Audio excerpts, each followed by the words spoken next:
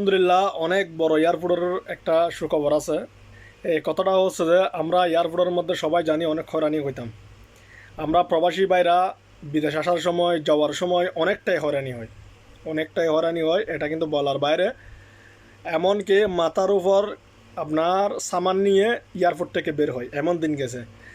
বাইরে থেকে মাথার মধ্যে সামান নিয়ে এয়ারপোর্টে ঢুকতে হয়, এমন দিন গেছে। এয়ারপোর্টের মধ্যে বিভিন্ন রকম হয়রানি, অনেকজন অনেক রকম শিকার হয়েছেন। কিন্তু আমরা অনেক বছর ধরে বিদেশ করি, কিন্তু তার আগে 40-50 বছর আগে কীরকম আছিল সেটা কিন্তু জানি না। কিন্তু 20 বছর, এই 15 বছরের মধ্যে আপনার এয়ারপোর্টের মধ্যে এরকম নিয়ম কানুন আর দেখা যায়নি। এখন বর্তমানে অনেক রকম ফেসিলিটি বালা করছে বিমানবন্দরের মধ্যে। আপনাদেরকে হয়রানি করা হবে না, আপনাকে যথেষ্ট পরিমাণ যতটুকু সম্মান করার দরকার সম্মান করবে। আপনাদেরকে কার্টুনের মধ্যে যে একটা প্লাস্টিক দিয়ে যে 500 টাকা 600 টাকা নিত, এগুলো সব বান করে দেবে। এমনকি একটা পানির বোতল নিয়ে এয়ারপোর্টের ভিতর যদি যেতাম, তাহলে এই এয়ারপোর্টের মধ্যে আপনার পানির বোতলটা রেখে দিত ওই উপরে যে দোকানগুলো আছে সেগুলো থেকে কেনার জন্য। দেখেন, এগুলো হচ্ছে একটা সিং টিকেট।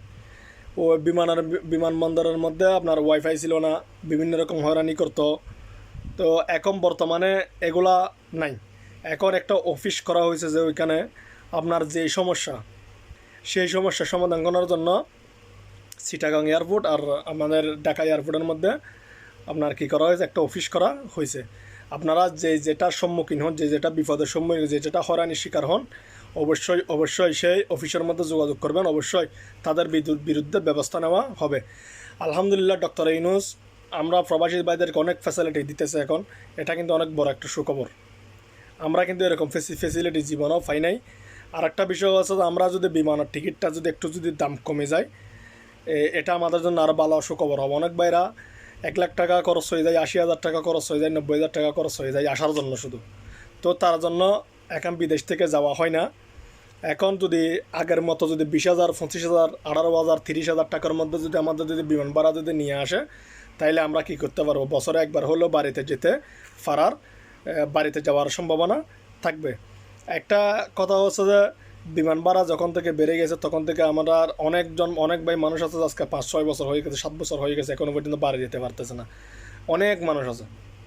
তো তার জন্য আমাদের প্রবাসী ভাইদেরকে এগুলা থেকে, এই বিপদ থেকে রক্ষা করুক। আরেকটা বিষয় হচ্ছে যে অনেক বড় আরেকটা সুখবর আছে যে বিমানবন্দরে আপনার যে ফেসিলিটিগুলো দেওয়া হয়েছে, অবশ্যই আপনারা নিয়মকানুন মেনে চলবেন, কেউ অমঙ্গল করবেন না। আরেকটা বিষয় হচ্ছে যে আপনার দুবাইয়ের মধ্যে আপনারা জানেন আমাদের বাংলাদেশি ভাই 57 জন মানুষ গ্রেপ্তার করা হয়েছিল আন্দোলন করছিল তারা। তো তার জন্য তাদেরকেও মনে করো অনেক বড়কে যাবজ্জীবন দিছে, অনেকজনকে 10 বছর 5 বছর এরকম কারাগারে থাকার জন্য তারা আহ্বান করছে। আরেকটা কথা হচ্ছে যে তাদেরকে কিন্তু ছেড়ে নিয়ে আসছে আপনার, তাদের সরকারের সাথে তাদেরকে কথাবার্তি বলে নিয়ে আসছে, দেশের মধ্যে নিয়ে আসার ব্যবস্থা করবে এখন বর্তমানে। জেল থেকে ছাড়া পাইছে ওরা। তো এটা হচ্ছে অনেক বড় একটা সুখবর।